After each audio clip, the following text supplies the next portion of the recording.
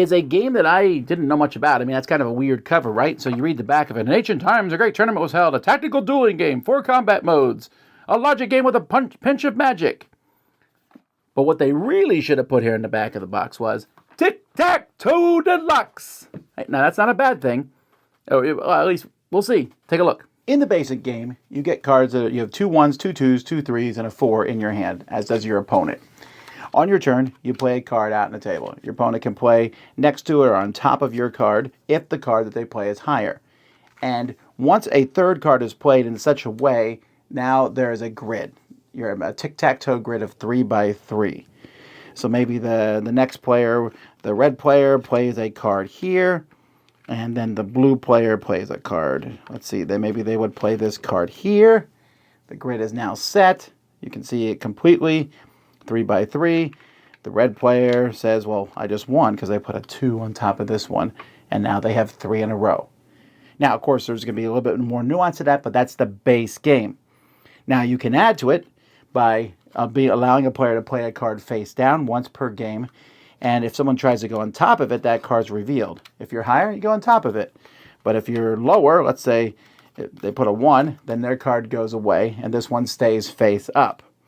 You also can play a 4 by 4 grid, and then you start adding special powers that will do things. You can also play where each match, whoever wins the match, gets to put something on an actual tic-tac-toe board here. And there's a lot of other rules to make the game more complicated. Lots of different cards and special abilities that can be played. But that's the basic gist of how the game works. My son loves tic-tac-toe, and I get it. It's a fun game to play, but it gets boring really quickly. It's on every menu of every restaurant in existence for kids, so I'm also asked to play it. I've taught my son advanced tic-tac-toe, where you have a tic-tac-toe in a tic-tac-toe grid, and that's much more interesting. But Eter is even more interesting than that. Now, the basic game that I showed you, the 1, 1, 2, 2, 3, 3, and 4, that also is, I think, solvable.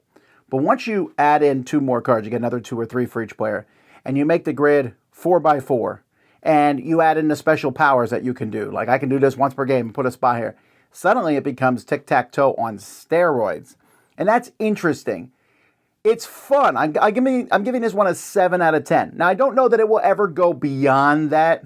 And I think some people would put off. And I do wish some of the special ability cards, I am like, what does that do? So before we start, I'm like, your power does this, my power does this. But me and my son had a lot of fun playing this. I also played with one of my teenage daughters. We also had fun back and forth, just trying to outthink the other person, that tic-tac-toe idea. When do you play that 4? Because once you play the 4, it can't be covered up, unless a special power supersedes that. But it can't be covered up. But you don't want to waste it too early. It's good to put on top of a 3, but a 3 is good to put on top of a 2. So I might as well just play some 1s, but then stuff can be put on top of them. Fun, interesting, quick game. If you know anyone who likes tic-tac-toe and they want more, Eter is the game for you. 7 out of 10.